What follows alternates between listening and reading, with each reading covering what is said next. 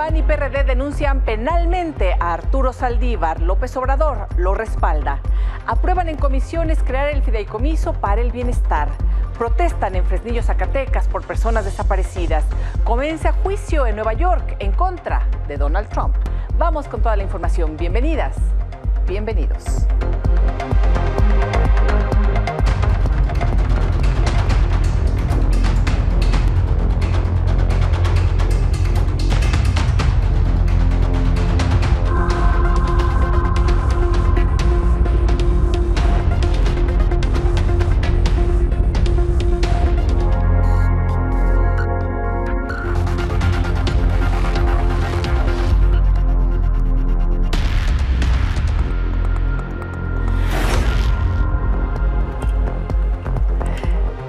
PAN y PRD denunciaron penalmente al ministro en retiro, Arturo Saldívar.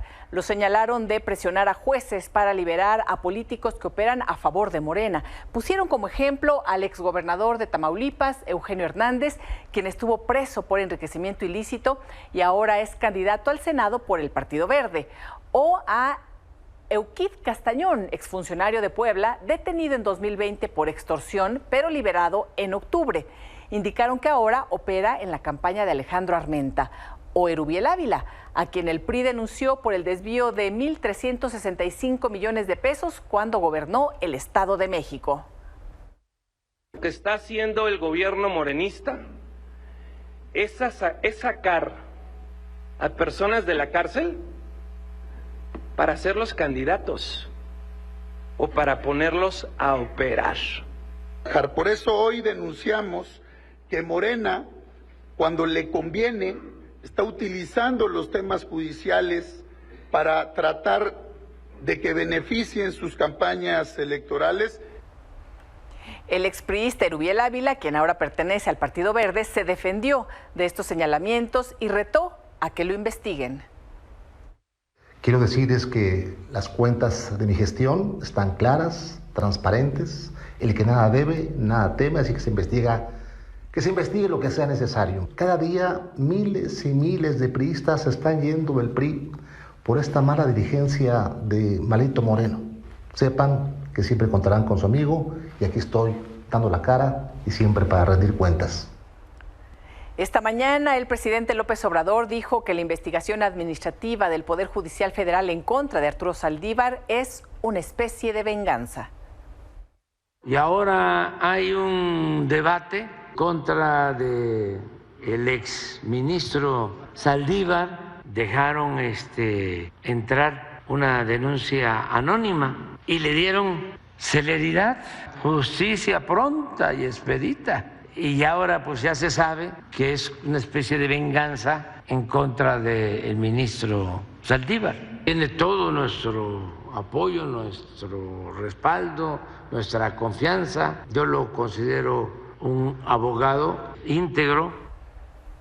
Arturo Saldívar agradeció a López Obrador por su apoyo y sus amables conceptos hacia su persona ante lo que llamó una persecución política y un linchamiento mediático armado desde el grupo conservador. Y en entrevista con Joaquín López Dóriga planteó que este es un acto para dañar a Claudia Sheinbaum. Qué triste desde un lugar donde se tendrían que defender los derechos humanos, desacreditar, deslegitimar, dar un golpe a la campaña de Claudia Sheinbaum. Que no es admisible es que haya circulado en todos los medios una investigación donde se ve la intencionalidad política. Es claro que Norma Piña está aliada a la candidata del PRIAN. Tengo información de que la gente cercana a esta campaña está muy cercana a Norma Piña. La autoridad es la ministra Piña y está usando lamentablemente a la Corte y al Poder Judicial en la contienda electoral de manera totalmente inadmisible.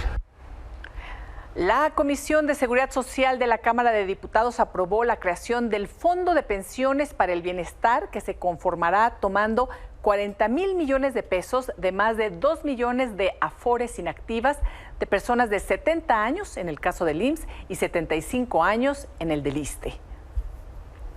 Aquí no hay excedentes, aquí no hay cuentas inactivas, aquí hay un dinero que según el presidente es alrededor de 40,000 millones de pesos, que también ya les echó el ojo, por supuesto, pero que no le pertenecen al gobierno, es dinero privado. Nadie toca los recursos que están en sus cuentas individuales. Al contrario, bien lo ha dicho ya el presidente de la República, se protegen. Ustedes deben estar totalmente tranquilos, trabajadoras, de que sus recursos van a estar ahí. Y el fondo lo que pretende ser es un fondo solidario de compensación que no afecta a ningún derecho ni le roba a nadie. Léanlo con detalle.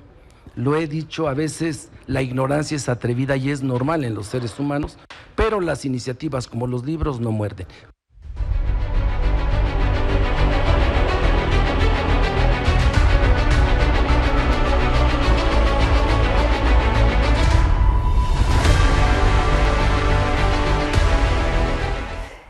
El pasado viernes, el INE informó que encontró inconsistencias y rechazó el registro de cerca de 40,000 personas que desean votar desde el extranjero. El propio instituto indicó que de las 39,724 personas que rechazaron, quienes comprueben que su registro fue auténtico podrán participar en las elecciones presidenciales del 2 de junio. Atentas, las personas mexicanas en el extranjero van a tener hasta el 5 de mayo para aclarar y subsanar su registro a través del correo votoextranjero@ine.mx. Y en Sinaloa, el sábado se reportó la desaparición del candidato a regidor del partido sinaloense, Luis Alfonso García, y de su acompañante, Juan Francisco Cerón Beltrán. Se dio a conocer un video en el que se observa que el vehículo del candidato fue interceptado por policías. Sin embargo, tanto la Policía Estatal como la Municipal de Culiacán niegan haberlos detenido. Ante la falta de avances en la investigación, hoy cientos de personas se congregaron en diversos puntos de Sinaloa para manifestarse.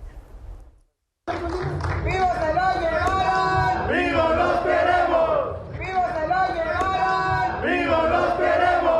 Rechazar a este tipo de gobierno tirano, que lo único que hacen, porque saben que tienen todo el poder judicial, abusa del mismo. Eso es lo que hacen, abusa del poder. Y esto no tenemos por qué permitirlo aquí en el estado de Sinaloa. Pero ¿qué podemos hacer? Seguir luchando. Ayer se registró una riña entre simpatizantes de Movimiento Ciudadano y Morena, al término de un debate que se realizó entre los candidatos a la alcaldía de Tlaquepaque, en Jalisco. Morena afirmó que los mesistas agredieron a los morenistas, mientras que Movimiento Ciudadano aseguró que fue todo lo contrario. Al menos 5 personas resultaron heridas.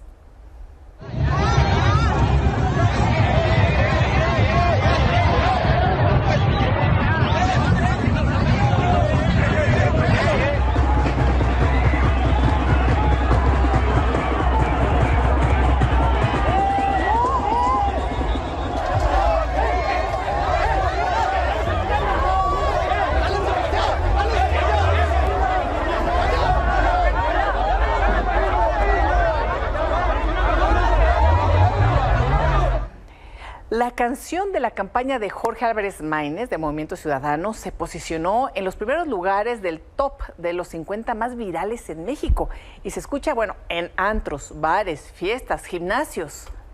Desde antros, bares, fiestas y gimnasios, la canción del candidato presidencial del Movimiento Ciudadano, Jorge Álvarez Maínez, ya se volvió un fenómeno viral en todo el país.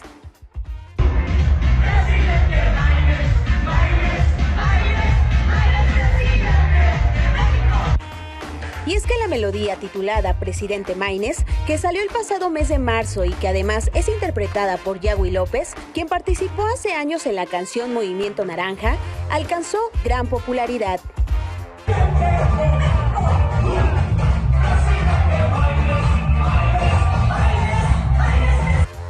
Se reproduce en Instagram y TikTok y no puede faltar en los festejos. ¡Digo, presidente! ¡Tú dices Maínez! ¡Presidente Maínez! Se oye hasta en actividades deportivas. Y yo digo, presidente, tú dices Maínez. ¡Presidente Maínez! ¡Presidente Maínez!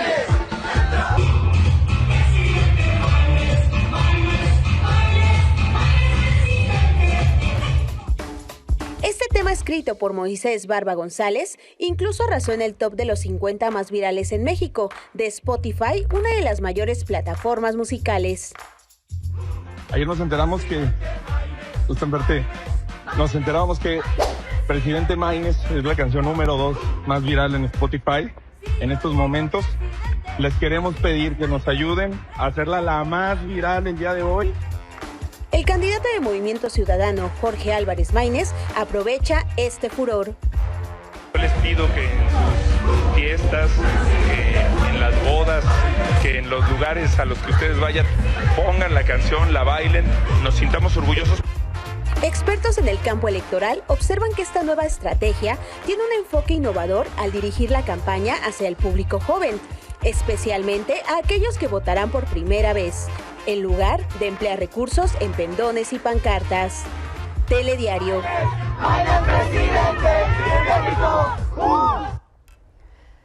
Angélica de la Peña, coordinadora de la Mesa de los Derechos de las Mujeres para el Plan de Gobierno de Xóchitl Gálvez. Gracias por acompañarnos, Angélica, qué gusto. Muchas gracias por la invitación, Elisa. Oye, un gusto estar aquí contigo. Angélica, pues es que estamos en estos momentos muy polarizados de la contienda electoral, bueno, del país en general, y por supuesto se está reflejando en la contienda electoral. Y mucha gente después del debate presidencial decía, faltó tiempo para las propuestas. Entonces, entre la polarización o canciones o spots o temas pegajosos, ¿qué opciones hay para la ciudadanía? ¿Han tenido tiempo realmente de presentar sus propuestas, de difundirlas?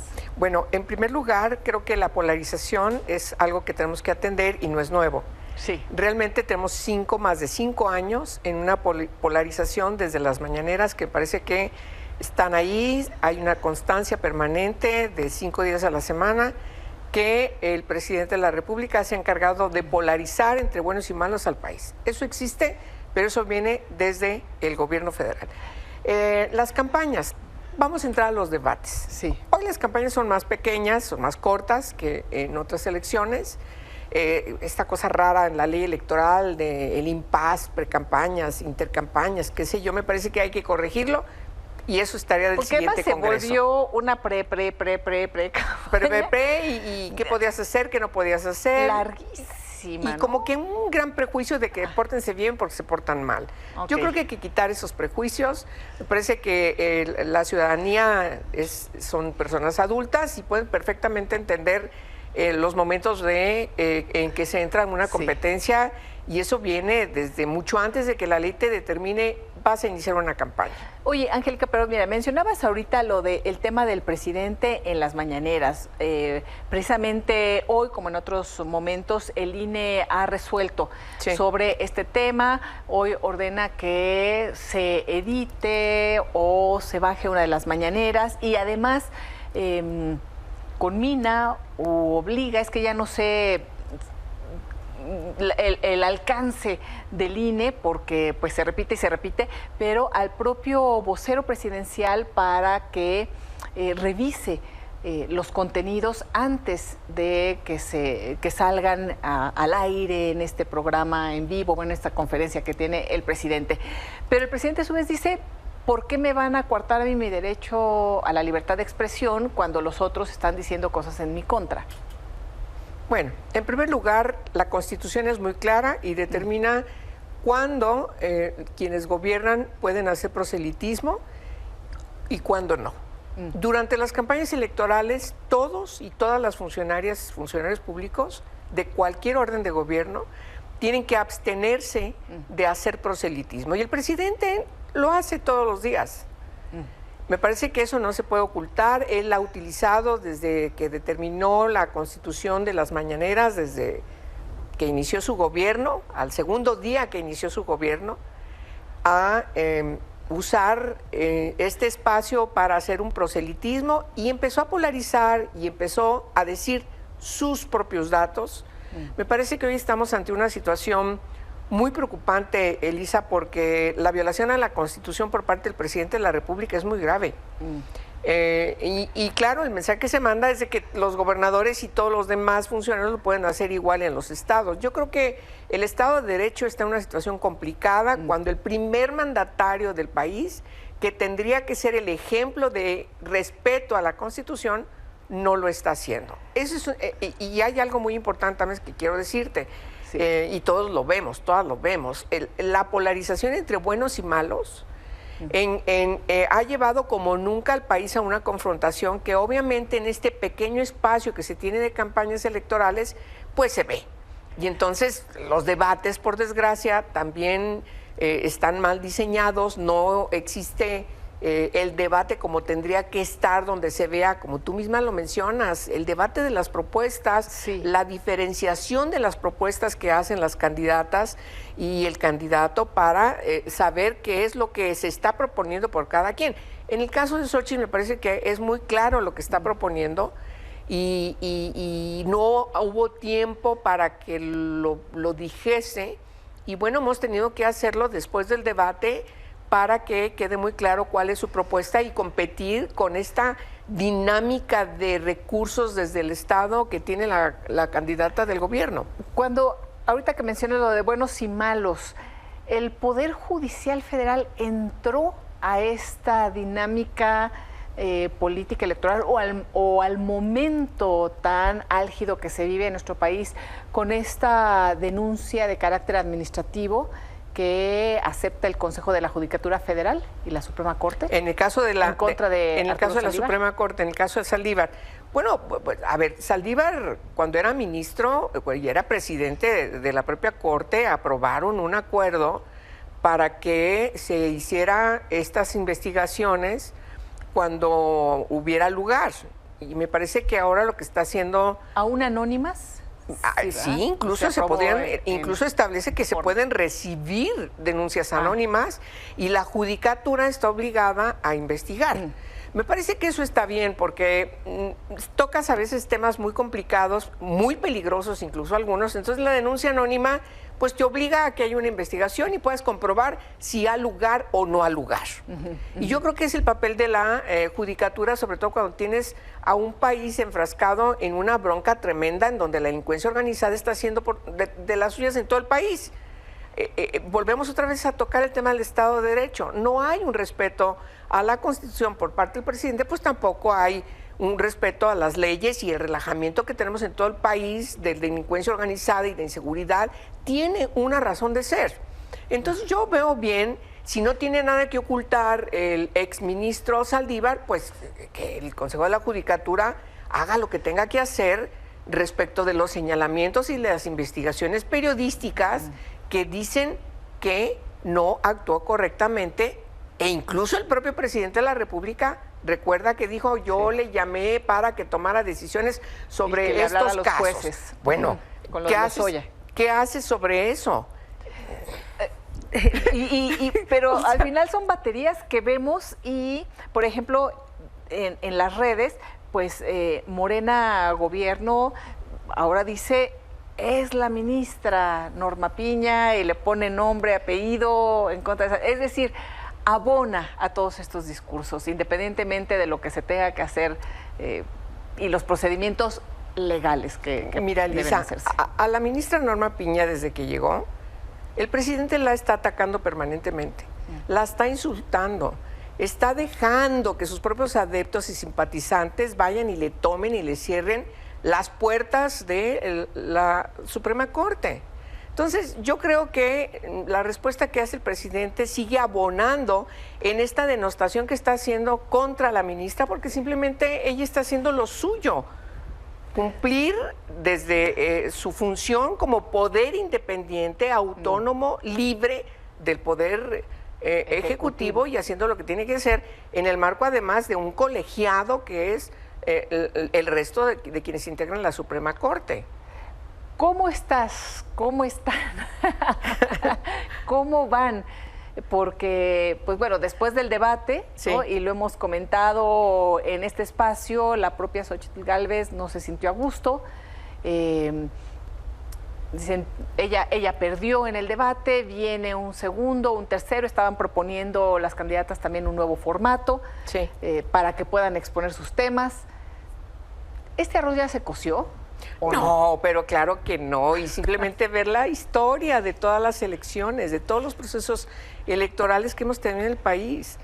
Las candidaturas finalmente se van a decir quién gana o quién pierde, más allá de las encuestas, y más allá de los cuestionamientos si son confiables o no las distintas encuestadoras, se va a ver el 2 de junio. Mira, esta elección tiene una característica distinta a las anteriores. ¿Qué es? Que es la utilización de los recursos económicos que el gobierno está dando a millones de personas, la inmensa mayoría de personas de la tercera edad, ¿sí?, para que vean al presidente de la República como el buena persona que le está regalando una prebenda. Y tiene un ejército de más de 20,000 personas en todo el país, que son los servidores de la nación, que están entregando estos recursos y están amenazando, están presionando, están haciendo proselitismo como empleados contratados por el gobierno federal. Y bueno, esto no lo habíamos visto antes en otras elecciones. Y hay otro asunto, la amenaza de que les puedan quitar estos programas sociales y que si Xóchitl gana se los va a quitar, pues claro que a muchísima gente le pesa.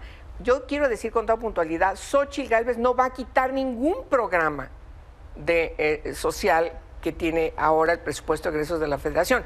Por el contrario, tiene que ampliar, como ya he dicho, el derecho a la salud, por ejemplo, a todas las mujeres, en todas las circunstancias.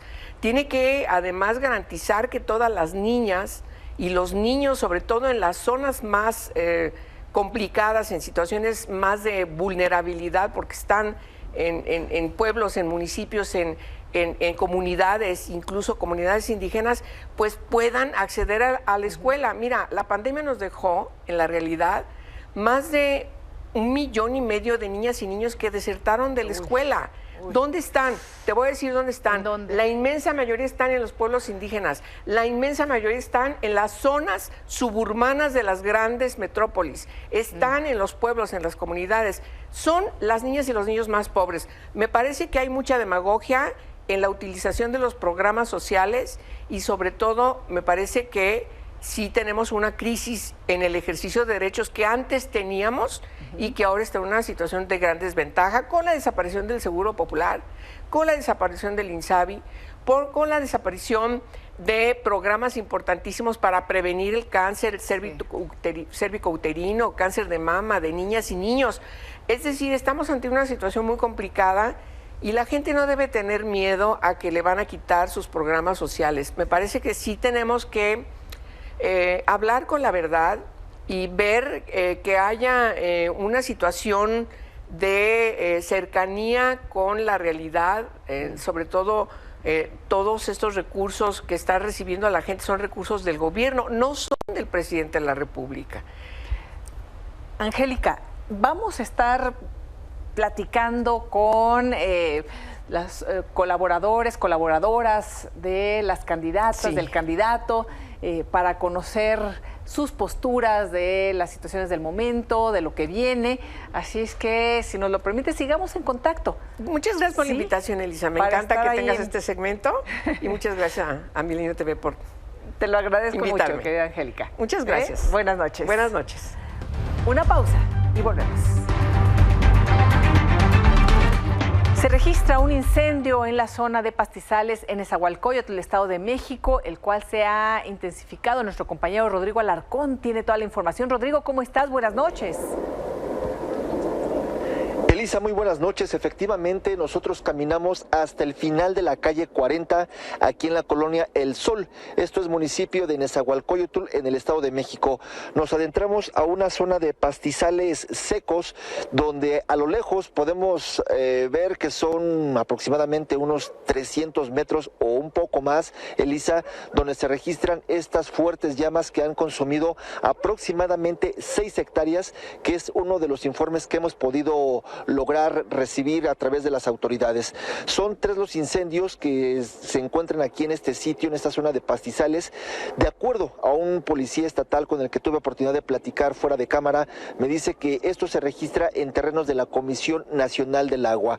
Algo bueno que podemos reportar, Elisa, es de que no se tiene registro de personas lesionadas o atrapadas durante esta conflagración que inició aproximadamente alrededor del mediodía. Los vecinos de esta colonia El Sol, pues bueno, vemos que están aquí muy a la expectativa para ver que esto pues no se vaya a expandir, aunque sí te puedo decir que los elementos del heroico cuerpo de bomberos del municipio de Nezahualcóyotl, apoyados por los de Chimalhuacán, incluso de la Ciudad de México, en este caso de la alcaldía Iztacalco, se encuentran combatiendo estas llamas que en algunos puntos podemos ver que llegan a alcanzar los 3 metros de altura. Así que nosotros continuamos muy pendientes para todo esto, todo este desarrollo de esta conflagración que se registra aquí en las inmediaciones de la colonia El Sol, repito, en el municipio de Nezahualcóyotl. Rodrigo, muchísimas gracias por el reporte. Seguimos pendientes. Buenas noches. Elisa, buenas noches. Fuerte abrazo. Oigan, y también vecinos de Nezahualcóyotl denunciaron que su agua está contaminada con gasolina. Una toma clandestina conectada a un poliducto de Pemex fue localizada la noche del pasado jueves 11 de abril. Todo esto en la colonia campestre guadalupana en el municipio de Nezahualcóyotl. El fuerte olor a combustible llamó la atención de los vecinos, quienes comenzaron a recibir el agua potable revuelta con combustible, por lo que hicieron el reporte a las autoridades. Tras ser atendido, reveló que un ducto propiedad de Pemex se rompió, por lo que apenas el pasado viernes 12 de abril, expertos procedieron a controlar la salida del combustible y se efectuaron trabajos para clausurar la toma.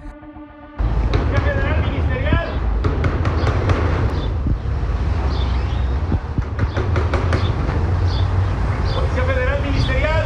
Es combustible, pues eso no puede ser otra cosa más que combustible, ya que ya desde el sábado igual pasó lo mismo en el agua. Vinieron a lavar lo que fue lo de servicios de Odapas, la lavaron, pero otra vez ayer que cayó, volvió a caer agua, cayó otra vez con sustancia.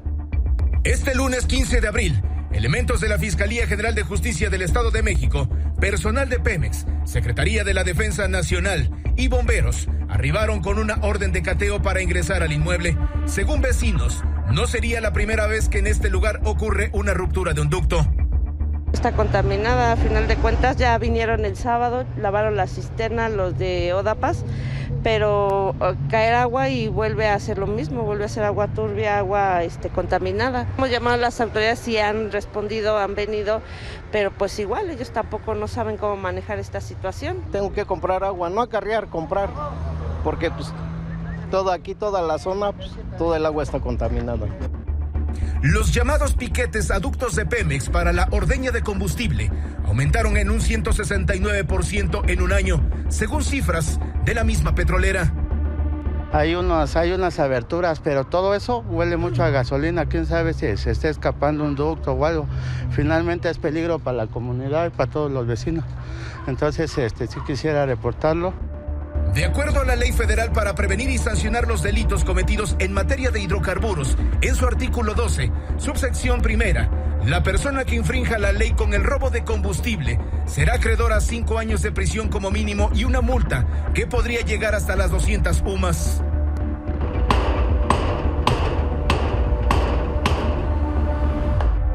Con imágenes de Pablo Conde, Ricardo Slavac, Ciudad de México. Y han pasado 14 días desde que los vecinos de la alcaldía Benito Juárez en la Ciudad de México denunciaron que el agua que reciben está contaminada. Alcaldes de esta demarcación, junto con Álvaro Obregón y Miguel Hidalgo, reclamaron la omisión de las autoridades capitalinas. Hemos solicitado a la Secretaría de Salud que se le pueda informar a los copacos, a los vecinos, a los líderes de colonia, para que se identifiquen los síntomas relacionados con el consumo de agua contaminada y la forma de atenderlo. Que nos respondan cuál es el contaminante, cuáles son los resultados que efectivamente tienen de las pruebas de laboratorio para saber cuál es el hidrocarburo que se encuentra en el agua. Hoy López Obrador agradeció al piloto del helicóptero que se estrelló ayer en Coyoacán por tratar de aterrizar en donde no había viviendas. En redes sociales compartieron imágenes de esta aeronave que en otras ocasiones realizó maniobras prohibidas. Las autoridades ya investigan.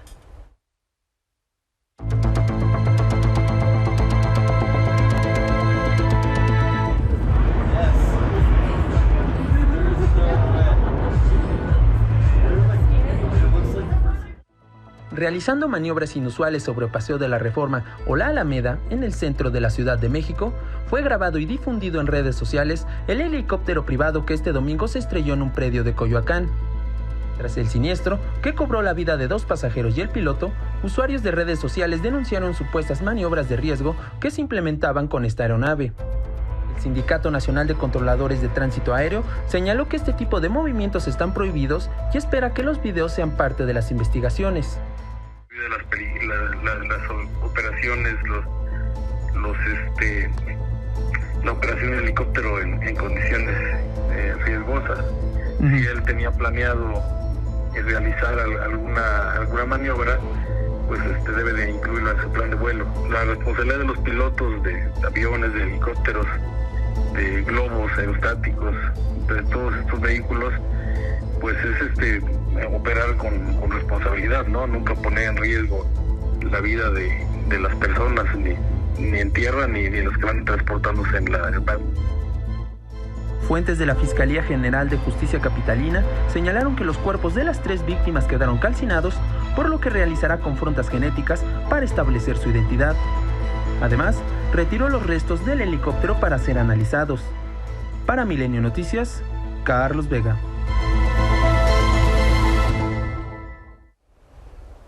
En Chiapas se registraron varios ataques en distintos municipios. En Tuxtla Gutiérrez, un hombre fue asesinado y 3 más resultaron heridos cerca de un mercado público.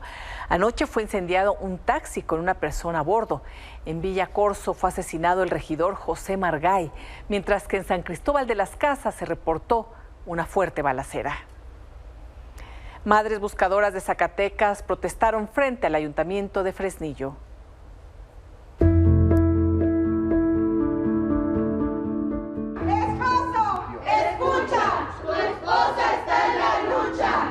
Así protestaron colectivos de buscadores zacatecanos en Fresnillo. Tomaron el ayuntamiento porque en solo una semana, 30 personas desaparecieron en este municipio y no han sido localizadas.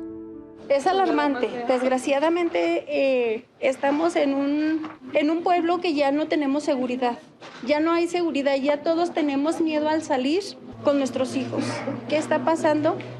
Pues nada más dése cuenta que en una semana hay más de 30 desaparecidos, y solo del municipio, más aparte los que tenemos alrededor. Cuestionada sobre el tema, la presidenta municipal no tiene datos ni claridad sobre la gravedad del problema. Miren, la verdad yo ese dato no lo tengo. Alarmante, sí. ¿Usted no conoce la cifra de desaparecidos? Como tal, no. Desaparecidos. Aquí tengo un porcentaje en cuestión de los desaparecidos. Sí, ahorita me gustaría tenerlo en reservado. ¿Aproximadamente cuánto? Prefiero tenerlo reservado. Y por supuesto, su desconocimiento del tema enfureció a los manifestantes. No la conoce. ¿Cómo va a conocer si ni siquiera se familiariza con el pueblo? Exactamente. Ella se comprometió ahorita que pues iba a dialogar para que se siente, que estamos pidiendo a la presidencia que se siente con nosotros. El fiscal estatal Cristian Paul Camacho afirmó que atiende personalmente la crisis de desaparecidos y así lo corroboró la alcaldesa. El fiscal ha estado poniéndose a la orden siempre. De hecho, ahorita nosotros ya nos estamos comunicando con ellos. Muy seguramente ahorita casi vamos para allá para poder generar los acuerdos y poder tener una respuesta para con las madres. Las madres buscadoras advirtieron que con esta protesta, la lucha por los desaparecidos en Fresnillo apenas comienza. Seguir en la lucha, no vamos a parar.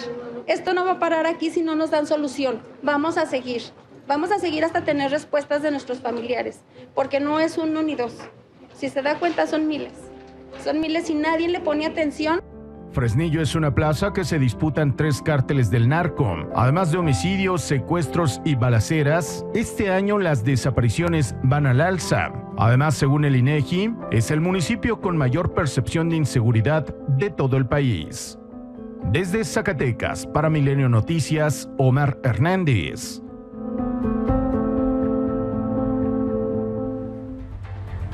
Una pausa y volvemos. El presidente de Ecuador, Daniel Noboa, justificó el ataque a la Embajada de México en Quito e indicó en entrevista que invitará a López Obrador a comer un ceviche y probablemente puedan comer tacos y hablar cuando él esté listo. Mientras tanto, Gerardo Fernández Noroña presentó una denuncia en contra de Noboa en la Fiscalía General de la República y solicitó su extradición a México. So how will you resolve it? I'll invite President Obrador to have a ceviche. We can probably have some tacos together and we can talk. And when's that going to be? Whenever he's ready. You've been condemned by every Latin American country, except for El Salvador, and the United States, your staunch ally, condemned what happened at the embassy. So the obvious question is, Mr. President, do you have any regrets? Zero. Why? Because I think we're on the right side of history.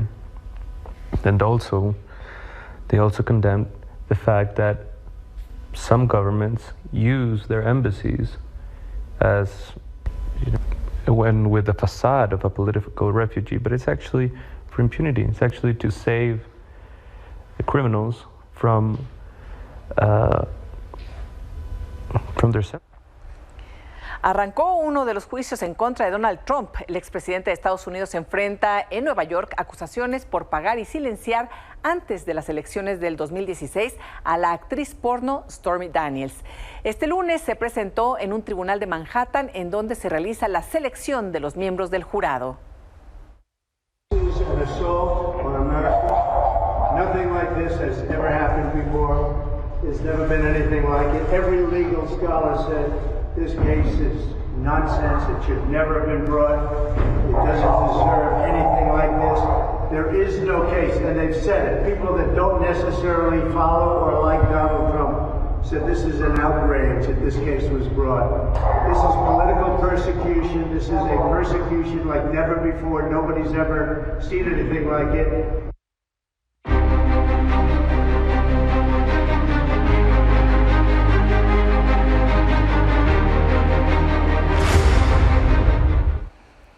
Crecen las tensiones entre Irán e Israel. Teherán lanzó un bombardeo de más de 100 drones explosivos sobre territorio israelí como respuesta al ataque a la embajada de Irán en Siria el 1 de abril.